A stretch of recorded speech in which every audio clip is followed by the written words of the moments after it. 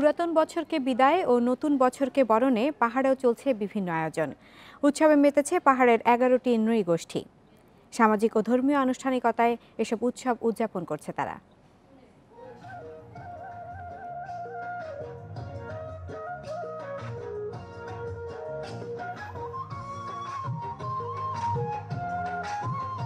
ত্রিপুরাদের বৈশু, মারমাদের সাংরাই এবং চাকমা ও তঞ্চঙ্গাদের বিজু। নতুন বছরকে বরণে পাহাড়ে এখন উৎসবের আমেজ। রাঙামাটিতে মঙ্গলবার থেকে শুরু হয়েছে উৎসব। শোভাযাত্রা, সাংস্কৃতিক অনুষ্ঠান ও ঐতিহ্যবাহী খেলাধুলা সহ রয়েছে বিভিন্ন আয়োজন।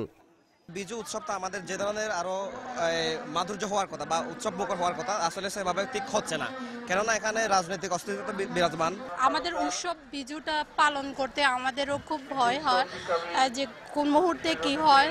বর্ষবরণে খাগড়াছড়িতে চলছে 4 দিনের উৎসব। ঐতিহ্যবাহী পোশাক পরে শোভাযাত্রা করেন ক্ষুদ্র নৃগোষ্ঠীর সদস্যরা। আয়োজন করা হয় ঐতিহ্যবাহী নাচের।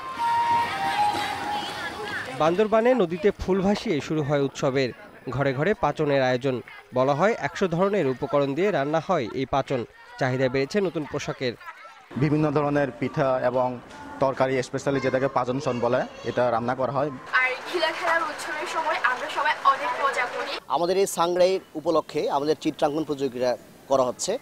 উৎসবের নিরাপত্তা নিশ্চিতে বিভিন্ন পদক্ষেপ নিয়েছে আইন শৃঙ্খলা বাহিনী। খুবই শান্তিপূর্ণ পরিবেশে তাদের এই উৎসব উদযাপন করতে পারবে। আমাদের রুফটপ ডিউটি থাকবে, inner cordon, outer cordon, checkpost, আমাদের সাদা পোশাকের ডিউটি থাকবে, ডিবি থাকবে।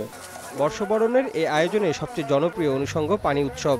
আগামী সোমবার 3 পাহাড়ি জেলায় অনুষ্ঠিত হবে এই খেলা।